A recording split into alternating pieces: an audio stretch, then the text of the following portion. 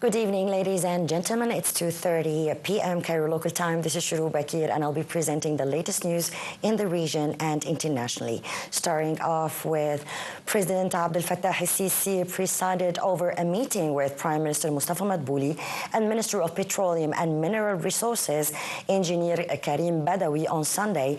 Presidential spokesman Ambassador Mohammed al-Shinnawi said the meeting tackled the latest developments with regards to exploration activities for oil and gas in Fayoum 5 fields in King Mariut area. He said exploration activities aim to increase Egypt's reserve of gas and oil. During the meeting, the Minister of Petroleum reviewed a number of recent agreements that have contributed to boosting exploration and search efforts. The Sisi said all efforts should be exerted to expand exploration and production work and to attract foreign investments in the petroleum field to address increasing local demands on gas and petroleum products. The spokesman said preparations for the summer season were also reviewed, and strategic reserves of petroleum products was discussed to guarantee that public needs are addressed. He said that the meeting also reviewed cooperation with Cyprus in the field of gas and expanding the benefits of new gas reserves discoveries in the Cypriot economic zone, which would allow transporting gas to Egypt either or local demands or for expand to international markets. The talks also touched on cooperation between Egypt and Saudi Arabia in the energy field within the framework of implementing the Memorandum of Understanding between the two sides on the sidelines of the Egypt's 2025 held in Cairo in February. The first U.S. strikes against Houthis Yemeni since U.S. President Donald Trump took office in January killed at least 31 civilians. The Houthis said children were among those killed by the intense barrage of U.S. strikes.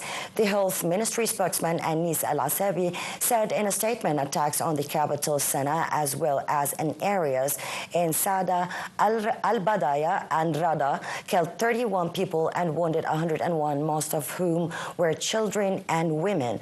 The Houthis warned that strikes will not pass without response.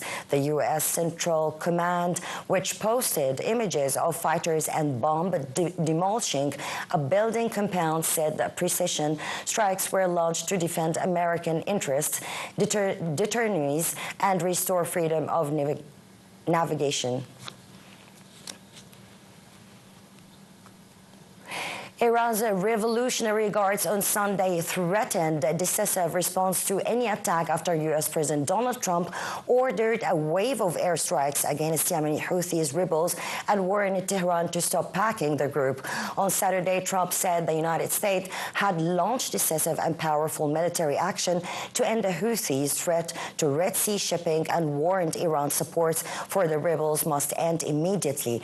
Iranian Guards Chief Hossein Salami denounced Trump's threats in a televised speech on Sunday, adding that Iran will not wage war, but anyone threatens it will give appropriate, decisive, and conclusive response. Meanwhile, Iran's Foreign Minister Abbas Araghchi condemned the U.S. strikes against Houthis that killed 31 civilians and said Washington had no authority to dictate Tehran's foreign policy. In attacks which could further endanger the truce in the Palestinian territory, 9 people, including journalists, were killed in Israeli strikes following the rebuilding negotiators. Israel Prime Minister Benjamin Netanyahu told his negotiating team to prepare for the continuation of indirect talks with Hamas on the ceasefire. Israeli military said it killed 2 Hezbollah members Sunday in 2 separate strikes on Lebanon, its latest deadly raids in the country more than 3 months into a fragile ceasefire. The Lebanese Health Ministry confirmed 1 person was killed in an Israeli strike, and state media reported the other fatality. A number of truce, 27 truce, a large halted more than a year of hostilities between Hezbollah and Israel, including 2 months of of full-blown war in which Israel sent in ground troops. Israel has continued to carry out periodic strikes on Lebanese territory since the agreement took effect. Israel had been due to withdraw from Lebanon by February 18th after missing a January deadline, but it has kept troops at 5 locations and deems strategic. The ceasefire also required Hezbollah to pull back north of the Litani River after 30 kilometers from the borders and to dismantle any remaining military infrastructure in the south. Russia and Ukraine continued aerial attacks on each other, inflicting injuries and damages as the fate of a proposed ceasefire to 3-year-old war remained uncertain. Russian President Vladimir Putin said he supported in principle Washington's proposal for a 30-day ceasefire with Ukraine, but his forces would fight on until several crucial conditions were worked out. Both sides have since traded heavy aerial strikes. Russia moved closer on battlefield to ejection Ukrainian forces from their month-old foothold in the western Russian region of Kursk. The Russian Defense Ministry said on Sunday its air defense units destroyed a total of 31 Ukrainian drones over Russian territory. Meanwhile, UK Rain's air defense units shot down 47 of 90 drones launched by Russia in an overnight attack.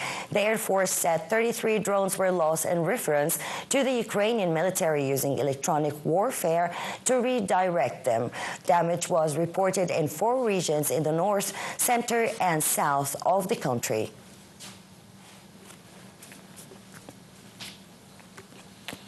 Well, ladies and gentlemen, that's all for now. Thank you for watching. That was Shuru Bakir. We'll be back soon.